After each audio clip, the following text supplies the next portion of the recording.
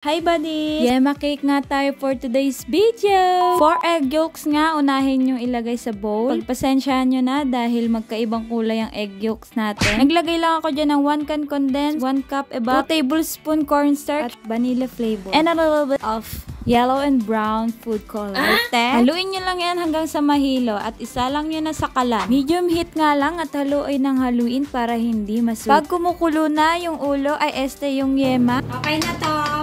Oh, wag ka. Grace yan. Grace po. Ay, hindi. Ito nga yung ginawa kong chiffon cake nung nakaraan. Panoorin nyo na lang sa previous video ko. Nilagyan ko lang dyan ng milk yung ating chiffon para pang pamoist. And add na natin yung spreadable nating yema. Bago ko nga pala yan nilagay dyan, nirep ko muna yan ng 1 to 2 hours para maging mas lalong stable ang ating yema. Coatingan nyo lang lahat ng sides. At sa part na takam na talaga ako dito. Kayo ba? Natatakam na ba kayo? Sige na, comment lang kayo pahingi. Oo nga pala guys, maisingit ko lang. If you want to help me to grow as a content kinemer, you can send stars and subscribe for only 29 pesos per month. Opo, sige na. Bibigay ko ng pangmalakas ang discount sa mga cake na o-orderin nyo. Dito na tayo sa video, no? Ito na, nilagyan ko na ng cheese. Pampabalance ng flavor. And we're done! Ito na ang ating yema cake. Comment nyo naman sa baba kung anong cravings nyo. Share nyo na rin tong video na to. Yun lang. Maraming salamat. Bye, buddies!